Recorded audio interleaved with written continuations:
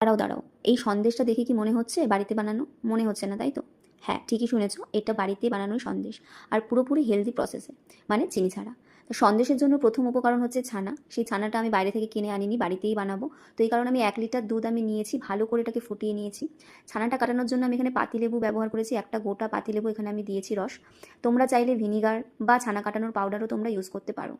যেহেতু পাতিলেবুটা দিলে একটু ছানাটা টকটা বেশি হয়, তো এই কারণে আমি ছানাটা ভালো করে, আমি যখন কাটানো হয়ে গেছে সেটা ছাঁকনি দিয়ে ছেঁকে আমি এটা ভালো করে আমি জল দিয়ে আবার ধুয়ে নিয়েছি, যাতে টক ভাবটা না থাকে।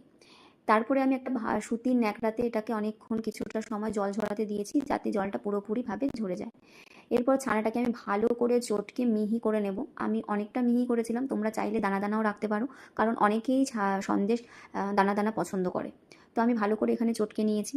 যেহেতু আমি এই সন্দেশটা আমি পাকা আম দিয়ে বানাচ্ছি, আমাদের গাছের আম প্রচুর মিষ্টি, এই কারণে চিনির কোনো প্রয়োজন হয়নি। এখানে আমি দুটো আম আমি ব্যবহার করেছি। দুটো আমকে আমি ভালো করে এটাকে আমি পেস্ট করে নিয়েছি। এই পেস্টটাকে এখন ফ্রাইং প্যানে আমি জাল দেব, যতক্ষণ না জলটা শুকায়। জলটা শুকিয়ে আসলে আমি এখানে এলাচের কিছু দানা গুঁড়ো করে দিয়ে দিয়েছি ফ্লেভারের জন্য। তোমরা চাইলে এটা নাও দিতে পারো।